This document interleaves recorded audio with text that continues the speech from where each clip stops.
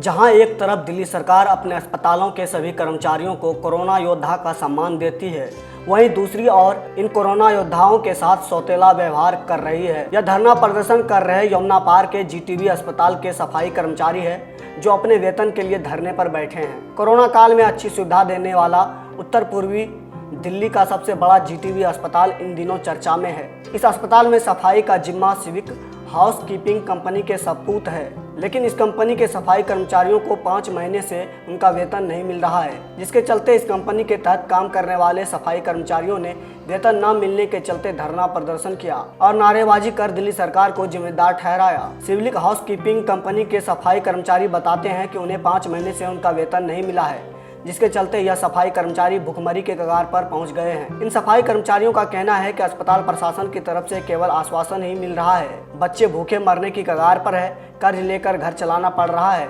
ऐसे में अपने हक के लिए मजबूरन सांकेतिक धरना प्रदर्शन करने को मजबूर हैं। वहीं सिविक हाउसकीपिंग कंपनी के अधिकारी से जब बात की तो उनका कहना है कि दिल्ली सरकार की तरफ से फंड न मिलने की वजह से इन लोगों का वेतन नहीं मिल पा रहा है। बहरहाल अब देखना यही होगा कि अस्पताल प्रशासन इन कोरोना योद्धाओं का वेतन कब तक देगा, या फिर यह कोरोना योद्धा यूं ही धरना प्रदर्शन करते रहेंगे। यह दिल्ली सरकार को सोचना चाहिए। जी, मेरा नाम राजेश कुमार पासवान है, ठीक है। और नतीजा ये है कि जो पिछला पेमेंट सारे जो भी है आज 6-7 महीने से पेमेंट रुका हुआ है, ठीक है। और इवन कोविड में जो वर्कर अलग से लगे थे उसका भी नहीं इन्होंने पास किया अभी तक, ठीक है। जो शुरू में जो लगे थे उसका पेमेंट तो कर दिया हमने 2-3 महीने का, उसके बाद से फिर रोक दिया इन्होंने पेमेंट तो पूरा ही रुका हुआ है, कोई से पेमेंट नहीं हुआ है। अब ये बता, पेमेंट भी है, कहीं से फंड अवेलेबल होता है, अवेलेबल करवाने में टाइम लगता है। पिछले बार अवेलेबल करवाया कर दिया, फिर अवेलेबल करवाया कर दिया, अब फिर दोबारा भी कर रहे हैं। और ये अभी कह रहे हैं हम लोग आश्वासन दे रहे हैं कि हम लोग कर रहे हैं, अभी तक हुआ नहीं है।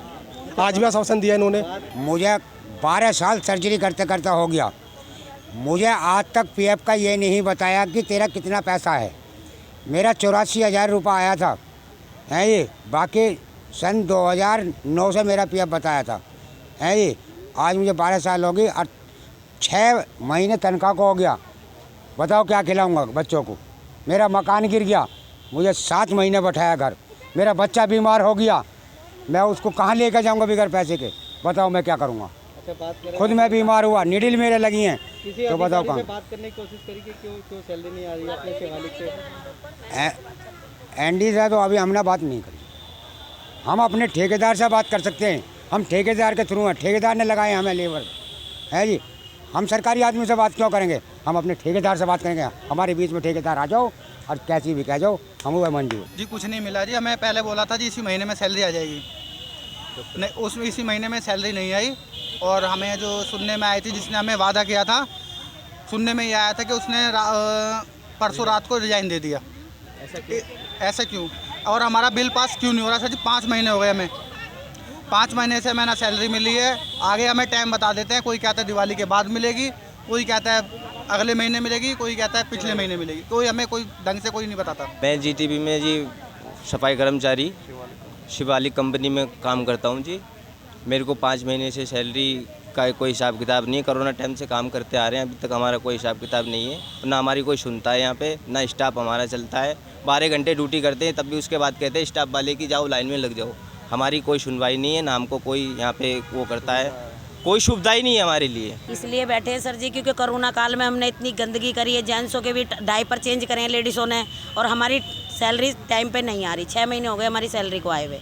हम पैदल आते हैं ड्यूटी पे भी हैं, और पीएफ नहीं आ रहा हमारा। और क्या नाम जी के हमारे ये लगा लो कि मकान मालिक तलक भी ये बोल रहा है कि खाली करो मकान। राशन वाला राशन नहीं दे रहा, दूध वाला दूध नहीं दे रहा, तो बताओ कहाँ से खिलाएं अपने बच्चों को। जब हम इतनी गंदगी साफ़ कर रहे हैं तो हमें टाइम पे सैलरी तो मिलनी चाहिए।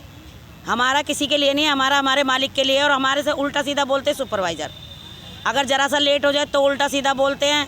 1 दिन 2 दिन छुट्टी कर ले घर की मजबूरी के लिए तो उल्टा बोलते हैं, बदतमीज़ तरीके से बात करते हैं। मतलब ड्यूटी लगाते नहीं है, 5 मिनट लेट हो जाते हैं तो कहते हैं बोलो जाओ घर जाओ। मेरी कोई तनख्वाह नहीं आई, मैंने एप्लीकेशन भी लगाई, सारा कुछ लगाया। मैं इतनी परेशान हूँ, मैं रोज़ बीच में कहा भाई मेरे को पैसे दे दो, मैं इतनी परेशान हूँ। मेरा इतना बड़ा ऑपरेशन हुआ है, सबको पता है। अब बताओ, तनख्वाह नहीं हुई, कुछ नहीं, ना दी नहीं, कोई गौर ही नहीं करी। एप्लीकेशन बोले एप्लीकेशन दे दो, मैंने दो एप्लीकेशन लगा दी, एक का भी कोई सुनवाई नहीं हुई। GTV में बैठे जी धरने पे, हमारी 6 महीने हो गए, तनख्वाह नहीं आई जी। ठीक है जी, एक बार भी वो नहीं करते सुपरवाइजर हमारा, कोई कुछ उल्टा सीधा बोलता, जो भी बोलते हैं। ठीक है ना, पूरे कोरोना में हमने ड्यूटी करी है।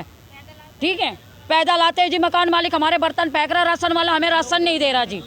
अब हम क्या करें?